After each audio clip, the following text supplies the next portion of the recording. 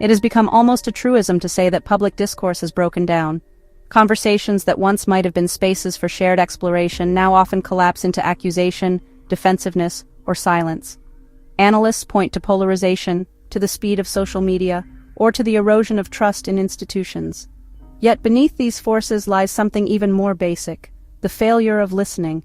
Discourse depends on the capacity not just to speak but to hear, to allow another's perspective to enter without immediately translating it into a threat. If discourse is the body, listening is the breath that sustains it. When listening falters, everything else begins to suffocate.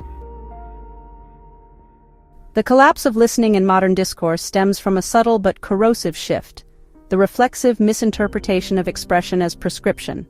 Where once a statement of belief could be heard as a personal perspective, now it is often received as an implicit demand, a covert claim about the listener's identity or worldview.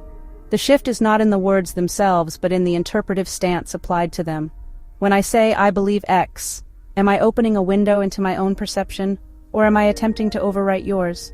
The difference between those two readings is the difference between dialogue and defensiveness, between enrichment and coercion. Once beliefs are habitually misheard as prescriptions, conversation ceases to feel safe. Listening is no longer an act of curiosity, it becomes an act of submission. What unfolds next follows predictable patterns. Every act of communication is triadic. There is the speaker's expression, the listener's interpretation, and the shared context in which both occur. In a healthy cycle, expression is heard as self-locating, interpretation is curious rather than defensive, and the shared context registers dialogue as a contribution. But once expression is received as prescription, the cycle becomes dissonant. Interpretation hardens into suspicion, the context shifts toward hostility, and value drains out of listening. The result is that each statement is treated less as an offering and more as a bid for control. Because belief and identity are bound so tightly together in contemporary life, this distortion magnifies itself.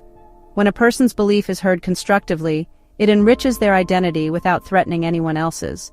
But when heard prescriptively, it feels contagious, as though one must either adopt it or repudiate both the belief and the believer. Disagreement then ceases to be about ideas and instead becomes a rejection of persons. At scale, this produces cultural polarization. People learn to assume coercion in advance, respond defensively, and retreat into hardened positions. The media environment accelerates this breakdown. Social platforms privilege engagement, and conflict generates engagement most reliably. Expressions that are misinterpreted as prescriptive, and therefore provoke outrage, are weighted more heavily and spread more widely. In this way, the misinterpretive stance itself is reinforced as the cultural norm. What might once have been an occasional breakdown in listening has now been scaled up into the default mode of public discourse. People expect coercion, so they hear coercion, and the cycle renews itself with each new statement. And yet, the structure of the problem also suggests the structure of its resolution. The triadic logic shows that what matters most is the listener's choice of interpretation. To hear expression as prescription is to close off. To hear it as expression is to stay open. The difference lies not in the statement but in the stance. Overcoming the conditioning of suspicion requires nothing mystical. Only the recognition that listening is an interpretive act, and that misinterpretation leads pretty predictably to escalation. If we understand the logic, we can resist it. The path to restoration lies in cultivating interpretive generosity. Now, this does not mean agreeing with every belief expressed, nor does it mean suppressing disagreement. It means granting others the dignity of owning their own perception. It means pausing to ask, before reacting, whether what was spoken was intended as contribution rather than command. And it means speakers too should aid the process by clarifying intent as, "This is what I see," and not, "This is what you must see." To say that people no longer listen is to say that suspicion has replaced generosity as the default lens of interpretation. But that default is not inevitable. It is a habit, reinforced by cultural and technological structures, and habits can be changed.